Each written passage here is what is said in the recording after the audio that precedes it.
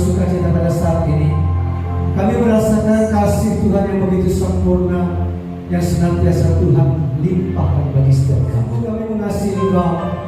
Kami ingin mengucap syukur pada saat ini atas segala kebaikan Tuhan, atas segala kemurahan Tuhan yang Tuhan sudah curahkan, limpahkan dan berikan bagi setiap kami sampai detik ini. Terima kasih Bapa. Jamah setiap kami, urapi kami dengan kuasa Roh Kudus-Mu, sehingga kami benar-benar dapat Tuhan memuji dan menyembah Engkau di dalam roh dan kebenaran. Kami ingin memuliakan nama-Mu Tuhan sebagai ucapan syukur kami. Engkau Bapa yang kekal, Engkau Bapa yang sangat mengasihi kami. Terima kasih Bapa dalam nama Yesus. Haleluya.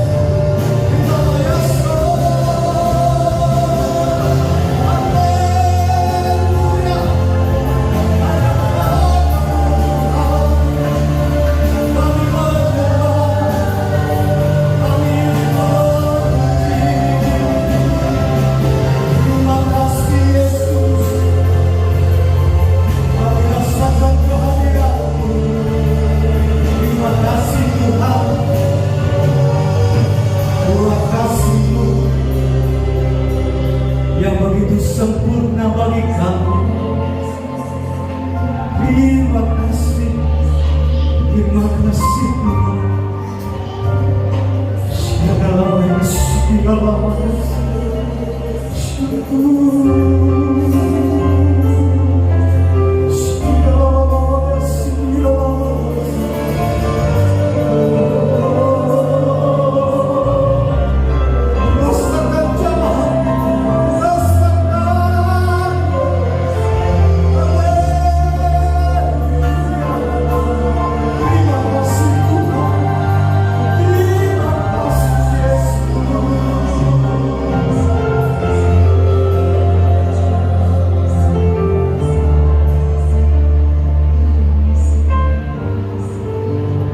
Kami rasakan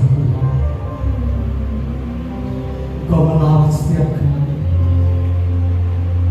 Hadirat-Mu yang begitu indah boleh Kau nyatakan bagi setiap kami pada saat ini.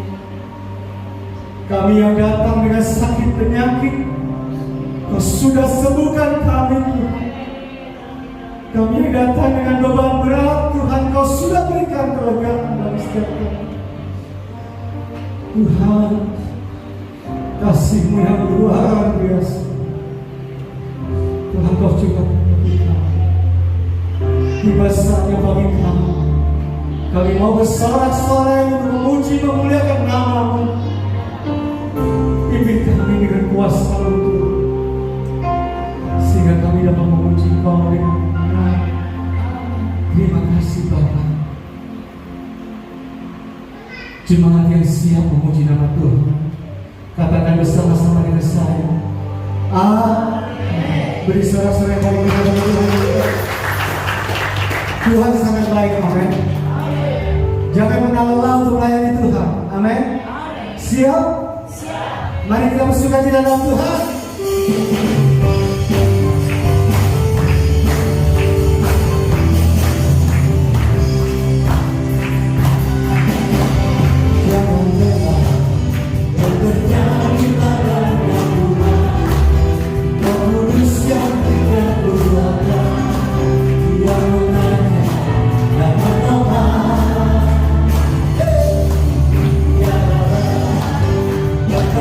Bersama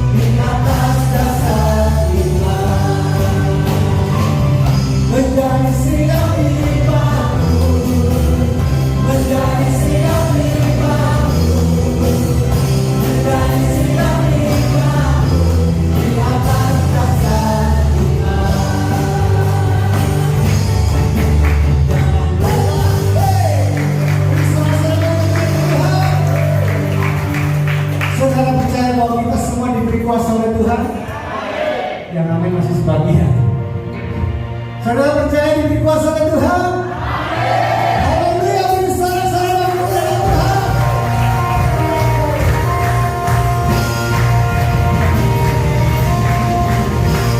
Diberi kuasa.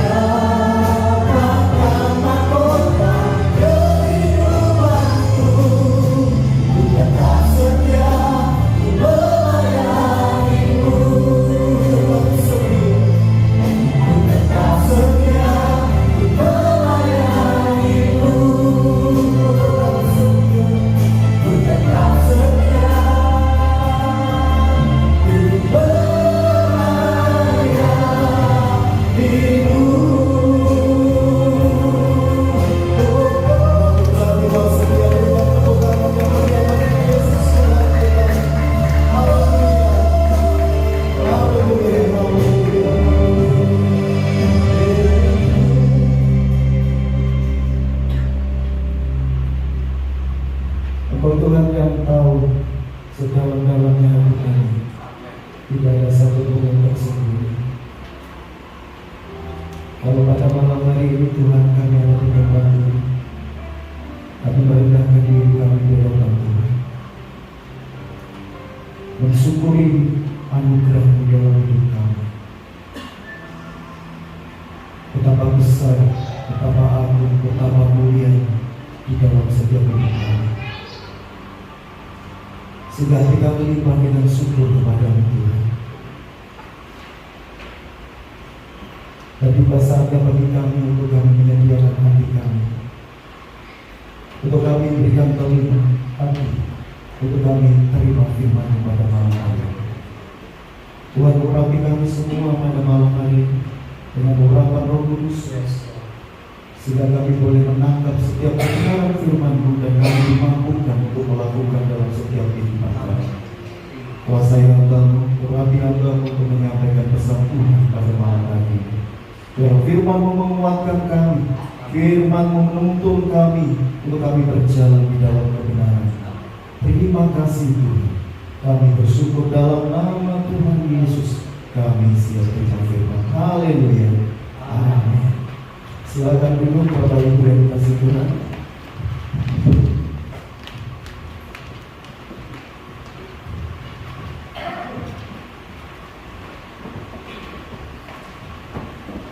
Shalom. Kurang semangat shalom. Saya percaya kabarnya luar biasa semua. Amin. Haleluya. Terima kasih kepada Bapak Gembala atas kesempatan dan kepercayaannya saya boleh berdiri di tempat ini. Kalau biasanya saya WL di tempat ini Bapak Ibu, waktu lalu saya dikabari sama Bapak Gembala kalau nanti isi untuk menyampaikan firman Tuhan di tempat ini. Baik, Bapak Ibu yang dikasihi Tuhan, apakah perlu perkenalan? Rasanya tidak. Beberapa dari Bapak Ibu sudah ada kenal, tapi perlu saya sampaikan nama saya juga. Saya istri satu, anak dua. Yang besar sudah kelas 6 SD, yang satu yang nomor 2 kelas 2 SD. Saya melayani di satu gereja di wilayah Nganjuk, di tepatnya di dusun Bajulan Lekong. Dan puji Tuhan, jemaat yang kami layani adalah orang-orang desa. Mayoritas itu adalah para lansia. Jadi mereka sudah umur di atas 60 tahun. Puji Tuhan, demikian perkenalan saya. Jadi nanti kalau ketemu di jalan bisa sapa saya, begitu ya. Kalau lagi ngafe panggil saya, diajak ya Bapak Ibu, jangan cuma dipanggil, diajak. Tapi jangan disuruh bayar. Baik Bapak Ibu yang dikasihi Tuhan, saya mengajak kita nanti kita merenungkan sebagian dari firman Tuhan. Tapi sebelumnya saya izinkan saya untuk saya mengajukan satu pertanyaan kepada Bapak Ibu sekalian. Bapak Ibu yang ada di tempat ini, semua kita pasti punya tujuan. Amin. Punya tujuan di dalam hidup, dan seluruh manusia yang ada di dunia ini juga punya tujuan. Pertanyaannya, apa sih tujuan hidup kita yang sebenarnya? Yang sedang hari ini kita perjuangkan apa sebetulnya? Apa tujuannya? Tidak ada yang punya jawaban, yang punya tujuan Pak saya, gitu ya. Bapak Ibu, kenapa sih hari ini kita bekerja keras, kita banting tulang untuk bekerja mendapatkan uang? Tujuannya apa? Supaya dapat duit. Kalau hasil pekerjaan itu terus semakin berkembang, akhirnya kita menjadi kaya. Siapa di tempat ini pengen kaya? Oh semua mau kaya ya kan? Semua mau kaya. Gak ada orang pun yang tidak mau kaya. Oke. Nah pertanyaan saya begini, kalau kita sudah kaya, sebetulnya ujungnya di mana? Jangan buru-buru meninggal ya. Kalau kita sudah punya uang banyak, lalu uang itu digunakan untuk apa? Untuk apa? Untuk apa? Untuk kebutuhan. Kalau uangnya sekarang sudah puluhan juta, ratusan juta, bahkan miliaran, uang itu dibuat apa? Beli mobil, beli rumah, beli apartemen, terus jalan-jalan.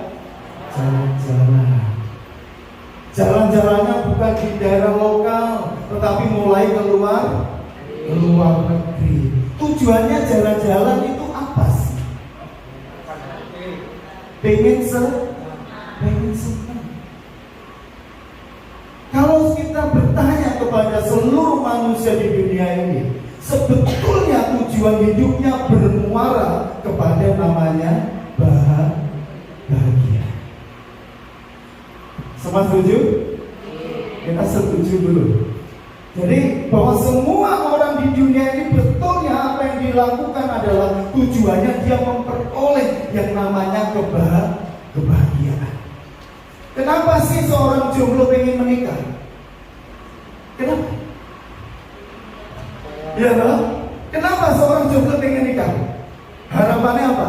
Aku suka sama cewek ini atau cowok ini, aku cocok banget sama dia. Aku yakin nanti kalau sudah nikah pasti bahagia. Ternyata setelah menikah apa yang terjadi? Wow, kaget. Ternyata modelnya seperti ini. Betul ya? Banyak yang kaget tuh. Waduh, ternyata suamiku, ternyata istriku itu, waduh, seperti radio rusak. Kadang-kadang kita melihat seperti itu. Dan ternyata apa yang kita kejar, yang kita ingin capai, ujung-ujungnya adalah sebuah kehampaan. Betul ya? Karena dunia ini semuanya adalah semu. Semua semu. Bapak Ibu jalan-jalan ke luar negeri habis banyak, pulang-pulang uangnya kurang. Bahkan mungkin ada yang utang. Loh, ya kan? Susah kan? Pulang-pulang dia harusnya seneng-seneng, sampai rumah jadi seneng. Loh, utangnya nambah.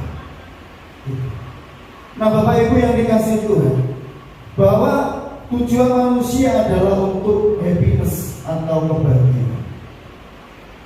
Tapi dalam kenyataan tidak semua orang bisa memperoleh yang namanya kebahagiaan. Saya hari ini sedang berbicara tentang kebahagiaan. Siapa sih orang yang berbahagia? Mari kita membuka kitab kita di dalam Injil Matius pasal 5 ayat yang ketiga. Injil Matius pasal 5 ayat yang ketiga. Mari kita baca bersama-sama. Sudah ketemu? Oh belum. Kita tunggu ya. Yang bawa Alkitab boleh dibaca bersama-sama. Hitungan yang ketiga. 1, 2, 3. Berbahagialah orang yang miskin di hadapan Allah, karena merekalah yang mempunyai kerajaan surga. Yang berbahagia siapa Bapak Ibu? Orang yang miskin. Amin. Semua orang yang miskin itu orang yang berbahagia. Kalau ngomong begini saya sungkan sama Pak Gubernur. Pak, saya nggak tidur Pak Ibu. Pertanyaannya, ayat ini cukup membingungkan. Kenapa orang yang miskin itu orang yang berbahagia, yang disebut oleh Tuhan Yesus berbahagia, orang yang miskin di hadapan Allah? Pertanyaannya begini, apakah semua orang miskin berbahagia? Tolong ini diperhatikan. Nah, ternyata pada saat saya klik, saya ketik, saya browsing, muncul orang miskin seperti ini. Bapak Ibu, ini mungkin tukang sampah, mungkin ya. Kita lihat dia lagi apa? Lagi makan. Makannya ini mewah enggak?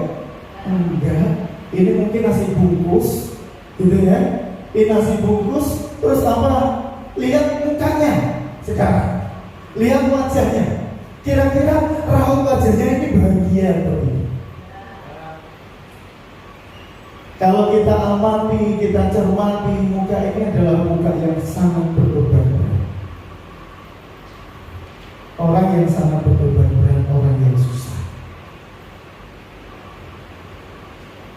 Saya mau mengajak kita langsung, ayo lanjut di bawah. Next. Kita di pengertian orang miskin menurut kamu Kamus Besar Bahasa Indonesia, orang yang tidak berharta, orang yang tidak punya harta. Siapa hari ini gak punya duit? Gak perlu angkat tangan. Nanti kasihan dilihat sama Tuhan. Ya. Orang miskin adalah orang yang tidak berharta, serba kekurangan. Mau beli makan kurang, mau beli beras kurang, mau beli apapun dia serba kekurangan. Saya mau tanya, orang yang selalu kurang enak atau tidak? Enggak. Semua kita mungkin pernah mengalami di fase mau ngapa-ngapain gak ada duit itu susah. Pada saat anak harus bayar, sudah deadline, harus bayar ke sekolah, harus bayar ini dan itu, tapi kita nggak pegang uang, itu juga pusing. Nah, kalau orang miskin itu selalu hidupnya disertai dengan tidak punya uang, serba kekurangan, dan penghasilannya sangat rendah, mengakibatkan dia serba kekurangan. Otomatis hidupnya selalu dikejar dengan namanya pergumulan, persoalan, kesulitan. Nah, di dalam bahasa Yunani, bahasa aslinya bicara begini, Ptokos adalah orang yang tidak punya apa-apa. Orang yang tidak punya apa-apa dan hidupnya hanya bergantung kepada orang lain. Jadi kalau orang lain itu tidak punya belas kasihan, orang lain itu tidak punya perhatian, orang itu tidak bisa ngapa-ngapain. Itu orang yang miskin yang dimaksud oleh Tuhan Yesus. Jadi hidupnya hanya tergantung. Thomas itu tidak bisa hidup sendiri, tapi karena belas kasihan orang lain. Di beberapa titik di kota Jombang ini saya menemukan beberapa orang di perempatan, di lampu merah itu selalu hadir. Ada yang kondisinya cacat. Dan saya tahu antara orang ini dimanfaatkan oleh keluarganya atau ini karena kemauan. Tapi mungkin karena dia tidak ada sesuatu yang bisa dikerjakan oleh dirinya, sehingga dia hidupnya tergantung dari belas kasihan orang yang lain. Itu Thomas. Orang yang hidupnya hanya menggantungkan dari pemberian orang lain. Jadi apa? Dia nggak bisa hidup kalau orang lain itu tidak punya belas kasih. Itu orang miskin. Tetapi kenapa Yesus berkata, berbahagialah orang yang miskin di hadapan Allah? Hukumnya tidak cocok. Kita lihat, kita bandingkan. Bahagia itu apa? Bahagia adalah keadaan. Kembali lagi. Bahagia adalah keadaan atau perasaan senang. Jadi senang ya. Perasaannya senang. Tadi kalau orang miskin itu serba kekurangan, jadi susah terus. Bawaannya susah. Tapi orang yang bahagia, keadaan dan perasaannya selalu senang dan perasaan tentram yang dimana dalam kondisi bebas dari segala yang menyusahkan hidupnya. Bapak Ibu, orang yang bahagia itu seperti itu. Tidak ada satupun yang menyusahkan dirinya. Tetapi kenapa Yesus justru bicara begini? Berbahagialah orang yang miskin di hadapan Allah, karena mereka lah yang punya kerjasama. Secara hukum alam tidak cocok, teorinya tidak ketemu. Bagaimana mungkin orang yang miskin itu bisa bahagia, kalau bahagia itu bisa dialami hanya oleh orang yang tidak punya masalah di dalam hidupnya. Semuanya aman, terjamin. Saya merenungkan begini, para pendengar Yesus adalah orang-orang yang terjajah oleh bangsa Romawi. Hidupnya menderita susah. Saya mulai mikir, apakah ini strategi Yesus untuk mengundang banyak orang, menarik simpati? Dan omongan Yesus itu adalah omongan yang kosong, omongan yang hanya bualan. Kenapa? Karena teorinya nggak cocok, nggak ketemu. Bagaimana mungkin orang yang hidupnya penuh dengan kekurangan tapi dia bahagia? Bapak Ibu, saya mengajak kita lanjutkan next year. Nah, pertanyaan yang selanjutnya begini: apakah Yesus sedang berbicara miskin secara material? Kalau yang berbahagia adalah orang yang miskin, lantas orang yang diberkati, orang yang diberkati menjadi kaya oleh Tuhan, karena tidak sedikit orang yang ikut Tuhan adalah orang-orang yang kaya. Lalu ini bagaimana? Kan tidak cocok, kan tidak match. Karena yang ikut menjadi murid Tuhan, melayani Tuhan, tidak semuanya secara material adalah orang yang miskin. Banyak juga orang yang kaya. Berarti orang yang kaya tidak berlaku, tidak berhak untuk menikmati namanya kebahagiaan. Sehingga muncul pertanyaan, apakah Yesus sedang berbicara tentang suatu hal yang material? Miskin material, kekurangan material. Sehingga hanya orang-orang yang kekurangan material, mereka yang menikmati kebahagiaan, yang sama sekali bertolak belakang dan kontradiksi. Bapak Ibu yang dikasihi Tuhan, saya mengutip di Matius 6 ayat yang ke-19 sampai yang ke-24. Janganlah kamu mengumpulkan harta di bumi ngengat dan karat merusakkannya, pencuri membongkar serta mencurinya. Tetapi kumpulkanlah bagimu harta di surga. Di surga ngengat dan karat tidak merusakkannya, dan pencuri tidak membongkar serta mencurinya. Karena di mana hartamu berada, di situ juga hatimu berada. Mata adalah pelita tubuh. Jika mata baik, teranglah seluruh tubuhmu. Jika matamu jahat, gelaplah seluruh tubuhmu. Dan jika terang yang ada padamu gelap, betapa gelaplah kegelapan itu. Tak ada seorang pun dapat mengabdi kepada dua tuan. Kalau jika demikian, ia akan membenci yang seorang dan mengasihi yang lain, atau ia akan setia kepada yang seorang dan tidak mengindahkan yang lain. Kamu tidak dapat mengabdi kepada Allah dan kepada Mammon.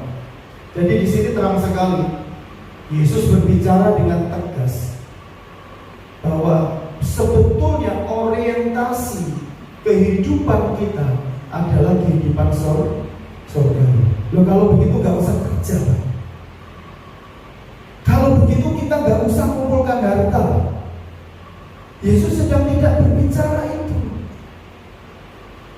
Tetapi bahwa prioritas itu penting. Maaf Bapak Ibu, kadang-kadang kita lupa, betul. Kalau kita sudah bekerja, akhirnya kita lupa bahwa pekerjaan itu adalah berkat Tuhan, di mana untuk memelihara kita. Tetapi kadang-kadang pekerjaan itu menjadi Tuhan. Sehingga kadang-kadang untuk pelayanan kita ini deal-dealan sama Tuhan. Oh bentar Tuhan, aku masih sibuk, aku masih repot. Padahal untuk mendapatkan pekerjaan itu didoakan sama Pak Gembala. Minta doa sama Pak Gembala, tolong Pak doakan saya butuh pekerjaan. Dapat pekerjaan, sibuk diberkati Tuhan. Akhirnya apa? Gak ada waktu. Maksudnya apa? Orientasi, prioritas. Sehingga Tuhan ngomong tidak mungkin orang itu menghambakan dirinya pada dua Tuhan. Tidak mungkin. Yang satu kepada Allah, yang satu kepada Mammon atau kepada Tuhan.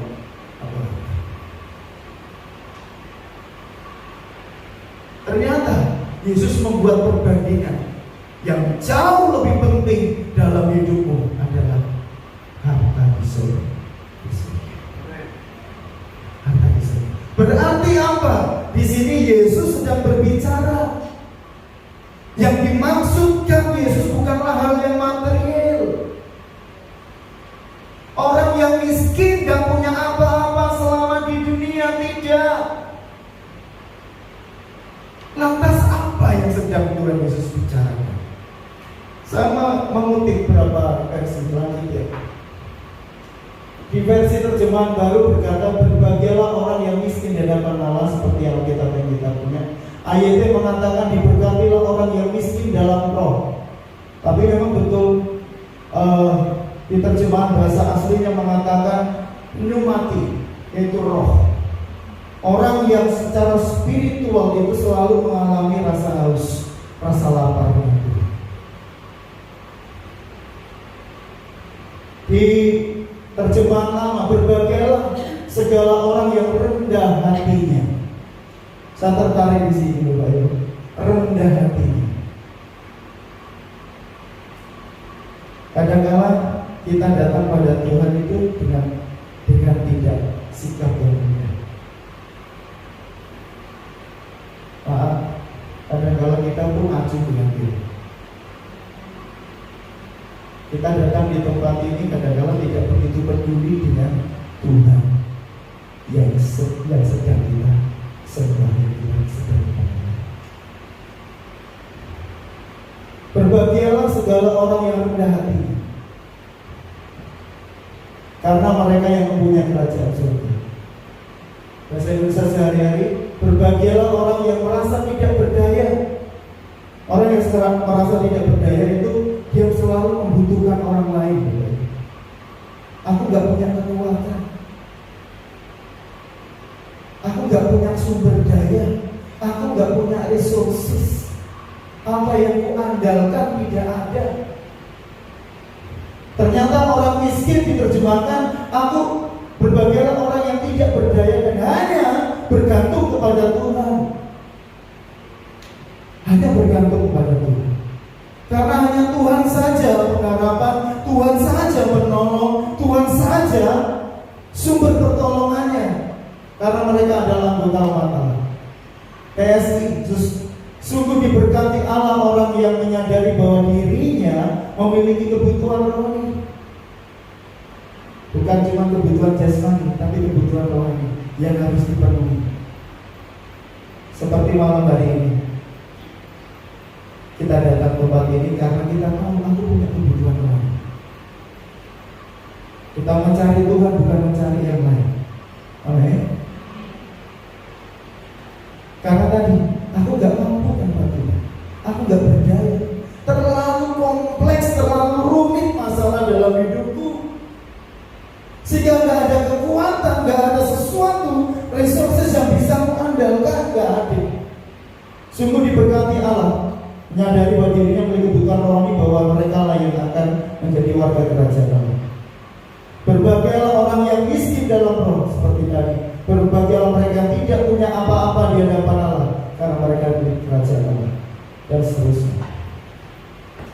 Saya mencoba ini Bapak Ibu membandingkan sehingga kita menemukan, mengerti apa sih yang Tuhan mau maksudkan di sini.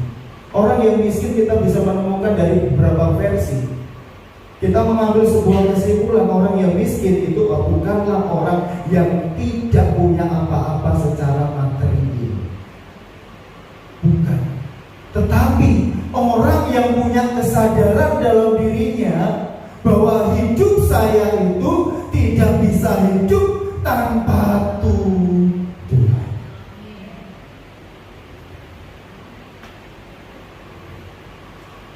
Bahwa kehidupan saya ini tidak bisa berbuat apa-apa.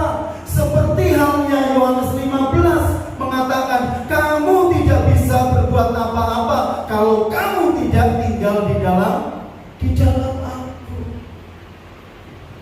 Orang yang miskin, orang yang punya kesadaran bahwa hidupnya bukan karena kekuatan, bahwa hidupnya bukan karena kemampuan, tetapi hidupnya itu hanya karena anugerah Tuhan. Orang yang menyadari seperti ini Bapak Ibu, dia datang dengan tersungkur kepada Tuhan. Maaf, kadang-kala saya melihat orang yang memuji Tuhan susah. Maaf Bapak Ibu, bisa aja angkat tangan, rasanya berat sekali tangannya. Bayangkan kalau Tuhan turun tangan, copot tangannya gitu. Iya kan? Suruh angkat tangan di hadapan Tuhan itu susah. Kenapa sih? Kita sedang berhadapan dengan Tuhan. Kita mengangkat tangan untuk Tuhan, bisa tanda kita berseru berserah kepada Tuhan. Tapi kenapa susah? Kita di gereja juga kita diajak puji Tuhan, kenapa suaranya juga susah keluar? Kenapa? Aneh kan? Padahal di rumah itu suaranya kenceng sekali. Apa mana nek kadung ngomel kok boleh krungu kabeh. Ya Bang. Wah. Tapi kenapa di gereja pada saat kita diajak memuji Tuhan itu susah sekali?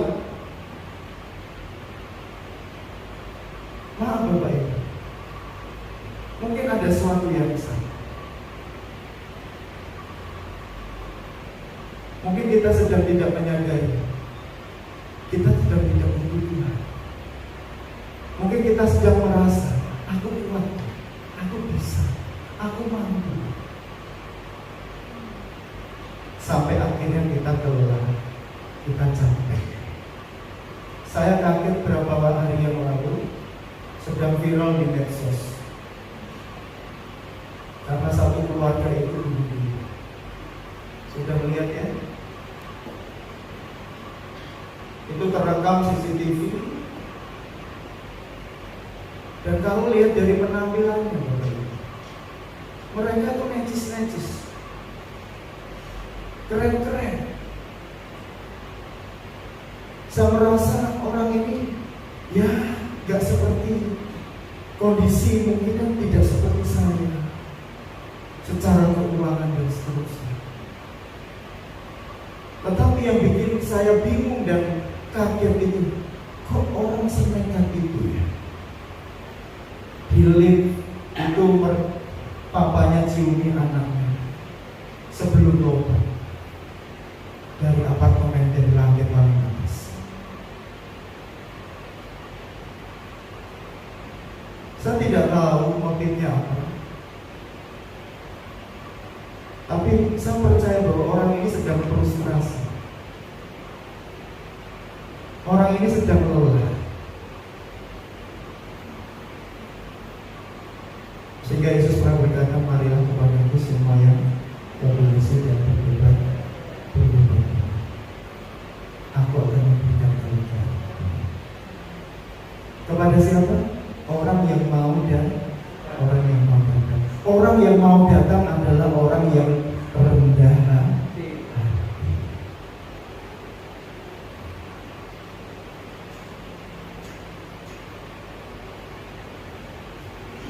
Bapak Ibu yang dikasih Tuhan, Tuhan yang mau orang yang berbahagia, orang yang mengalami kebahagiaan sejati, orang yang benar-benar mau datang dengan sungguh-sungguh kepada Tuhan.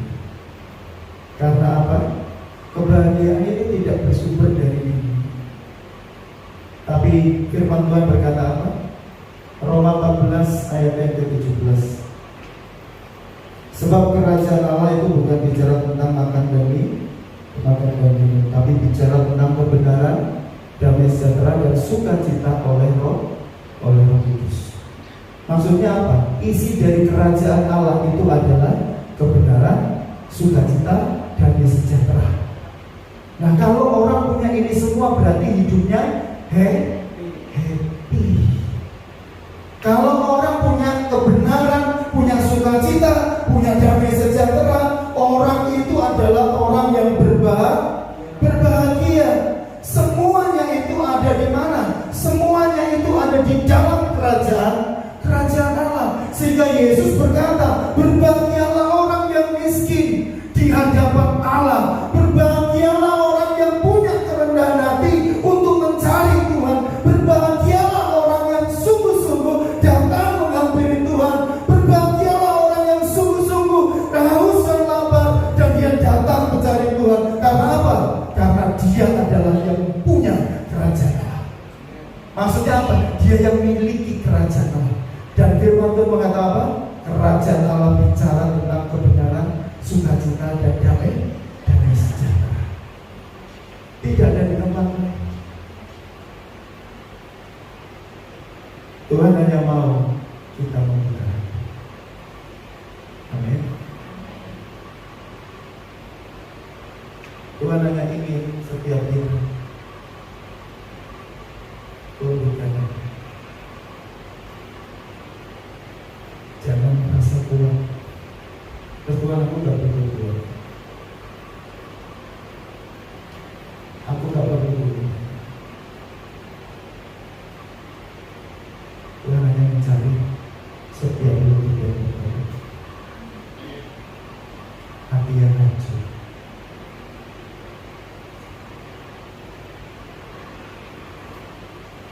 Terakhir,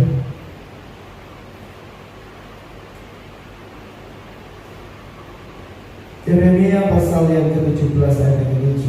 Diberkatilah orang yang mengandalkan Tuhan dan menaruh harapannya kepada Tuhan. Kata yang sama, blessed, diberkati. Dan Yesus juga berkata, berbahagia atau diberkatilah orang yang miskin di hadapan Allah. Orang yang miskin tadi, dia datang mengandalkan Tuhan, menaruh harapannya hanya pada Tuhan, hanya pada anugerah. Tidak kami yakin. Bapak Ibu, saya gambaran begini. Yang terakhir, selesai. Ini terakhir. Oh, ini terakhir. Wah, kok beda ya?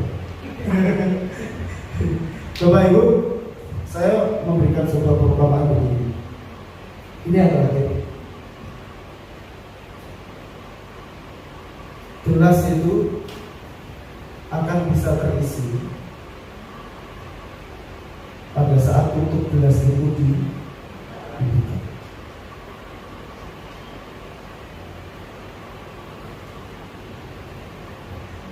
Gelas itu percuma diisi kalau tutupnya tetap pada tempat. Maksudnya apa? Perlu saya ingatkan di tempat ini, kita datang di tempat ini, kita tidak akan mengalami apa-apa kalau kita tidak membuka tutup hati kita. Amin. Tutup itu banyak sekali. Bisa mungkin kesombongan kita,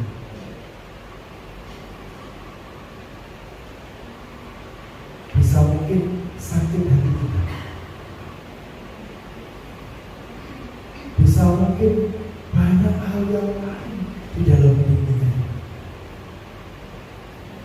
Sebenarnya Tuhan mau isi, tapi semuanya itu tercacar, tidak masuk di dalam bencana hidup kita. Karena apa? Kita tidak mau.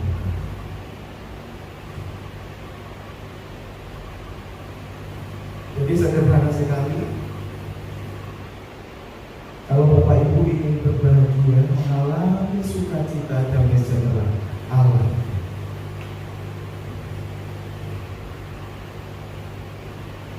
sederhana, hampiri dia,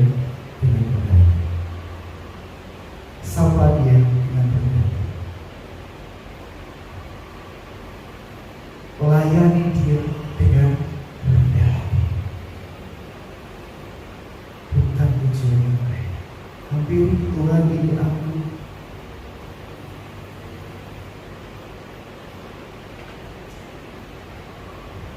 Kiranya kita menjadi orang-orang yang berbahagia, orang-orang yang selalu terbuka hatinya, haus dan lapar akan Tuhan.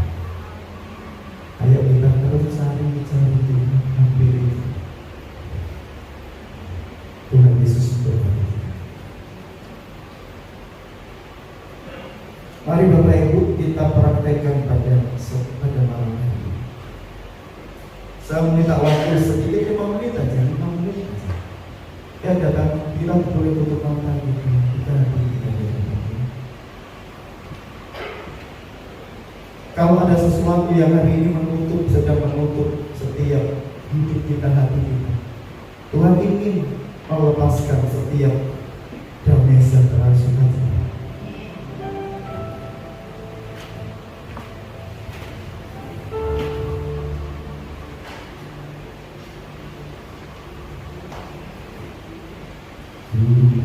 Hati untuk jangan berserah penuh di harian. Tolong bilangi seluruh di antaramu.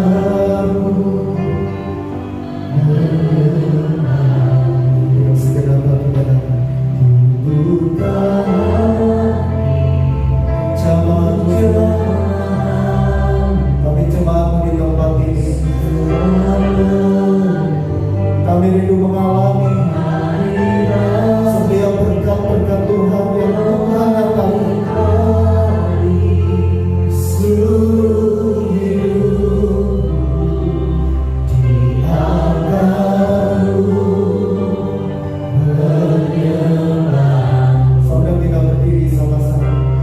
Buka hati,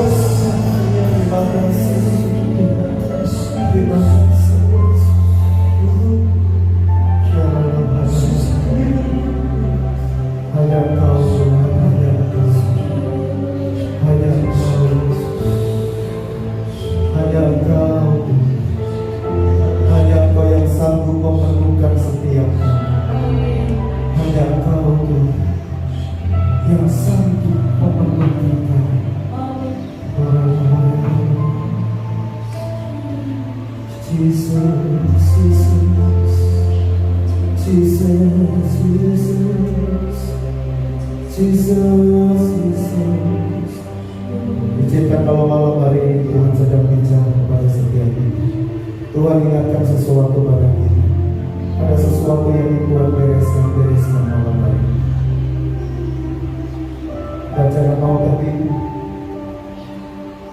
kita dibohongi. Kalau Tuhan ingatkan, lepaskanlah pengampunan, lepaskanlah. Kalau Tuhan ingatkan sesuatu yang lain, setiap tutup-tutup itu harus dibuka. Bukalah. Kalau mau merasa begitu berat, berseru pada Tuhan. Minta pada Tuhan, iya, tolong aku, tolong aku, biar aku mengalami berkat, aku mengalami janji. Terima kasih Yesus. Oh,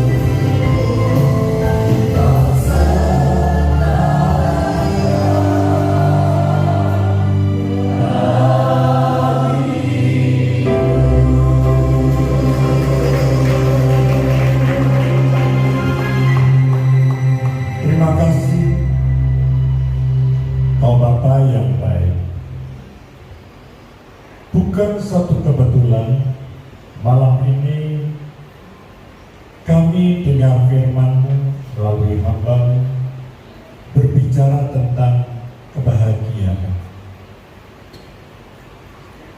Terkadang pola berpikir kami ketika kami ingin mendapatkan kebahagiaan, ketika kami punya uang yang banyak. Tetapi menurut firman Tuhan, orang yang berbahagia adalah orang yang miskin di hadapan Allah. Seringkali kami hanya melihat dengan mata jasmani kami. Kami mengejar uang, kami mengejar kekayaan supaya kami mendapatkan kebahagiaan. Bahkan seringkali kami selalu membanding-bandingkan hidup kami dengan orang lain. Bapak Ibu jemaat Tuhan yang kekasih, kalau Bapak ingin mendapatkan satu kebahagiaan, jangan membandingkan hidupmu dengan orang lain. Datang kepada Yesus dengan segala kerendahan hati kamu. Apa yang tidak pernah kita pikirkan, itu ternyata yang Tuhan berikan dalam hidup kita. Ketika kita kehendaknya, ketika kami berada di dalam rohnya, ketika kami menyembah dengan segala kerendahan hati, disitulah letak kebahagiaan hidup kami. Sekalipun kami tidak memiliki keuangan, harta yang melimpah, tapi kami percaya ketika kami dekat dengan Tuhan, hati kami tenang. Ketika kami berseru kepada Tuhan dengan segala kerendahan hati, dengan ucapan syukur kami merasa kebahagiaan. Sebab itu pada malam hari ini, biarlah kita rubah pola pikir kita. Jangan memandang harta dan kekayaan adalah satu tujuan untuk kita bahagia. Berapa banyak orang-orang yang punya kekayaan yang banyak, hidupnya tidak bahagia. Tapi bersyukurlah kepada Tuhan. Orang yang miskin di hadapan Allah adalah orang yang berbahagia. Sebab itu pada malam hari ini, angkat tangan saudara tinggi-tinggi. Saat ini Tuhan akan mencurahkan kebahagiaan dalam setiap kehidupan jemaat Tuhan. Terima dalam nama Tuhan Yesus. Terima urapan Allah.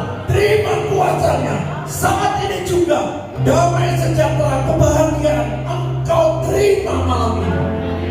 Kami percaya Tuhan, kebahagiaan itu ada dalam hati kami.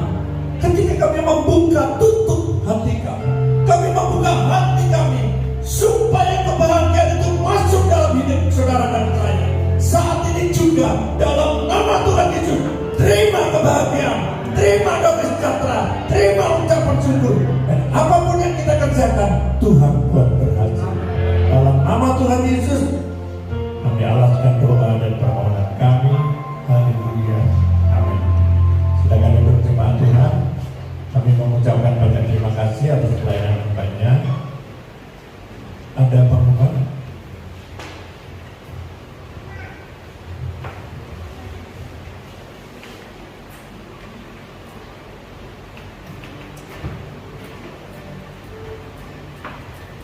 Jemaat Tuhan Shalom. Kembali kita renungkan persembahan kita dan kita sekali kamu syukurkan.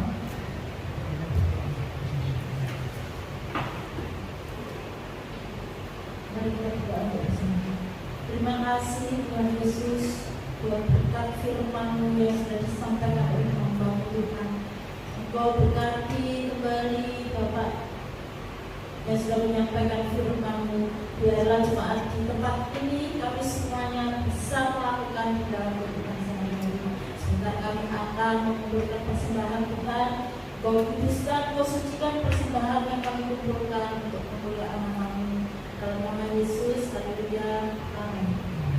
Untuk pengumuman, hari Sabtu 16 Maret 2024, ibadah ini dimulai jam 17 atau jam 5 sore. Kemudian hari Minggu 17 Maret 2024, ibadah raya dimulai jam 9 pagi. Adapun para pelayan untuk hari Minggu, GL-nya Bu Marta, untuk singernya Bu Tano, Bu Meli, dan Bu Esther. Untuk penerima tamu Bapak Ibu Kristiansi. Untuk multimedia Sela, Kolektan, Pak Bagus, dan Pak Eko. Demikian pengumuman. Ya, benar. Ada yang lupa saya. Setelah ibadah ini kita ada latihan ujian untuk Agung dan Pasca. Kembalikan kepada Bapak Ibu terpakit berdiri, kita akan sampaikan pikiran kita. Sekarang jari kita. 2, 3. God is good all the time, and all the time God is good. Tuhan Yesus memberkati. Kita akhiri ibadah pada malam ini. Bapa, kami mengucap syukur dan terima kasih kalau Tuhan telah pimpin kami dari awal, pertengahan, sampai pada akhirnya. Ibadah kami berjalan dengan baik, bahkan kami rasakan lawatan Allah terjadi dalam kehidupan kami dari sejak ujian dan penyembahan sampai kepada firman-Mu. Terima kasih Roh Kudus, kami memahami dan mengerti arti sebuah kebahagiaan. Kami percaya seluruh jemaat Tuhan sudah menerima kebahagiaan. Karena ketika kami datang kepada Tuhan dengan segala kerendahan hati, kami membuka pintu hati kami untuk mengundang Yesus masuk dalam hidup kami. Lalu kami boleh mendapatkan ketenangan, damai sejahtera, sukacita Allah mengalir dalam kehidupan kami. Mari kita angkat kedua tangan kita. Dalam nama Tuhan Yesus, Tuhan memberkati dan melindungi engkau. Tuhan menyinarkan wajahnya kepadamu dan memberikan engkau kasih karunia. Tuhan menghadapkan wajahnya kepadamu dan memberikan engkau damai sejahtera. Saudara-saudaraku yang kekasih, pulanglah ke rumah saudara masing-masing dengan membawa berkat, damai sejahtera, masa depan yang penuh pengharapan mulai malam ini sampai Tuhan Yesus datang kedua kalinya. Yang percaya katakan amin. Selamat malam, Tuhan memberkati.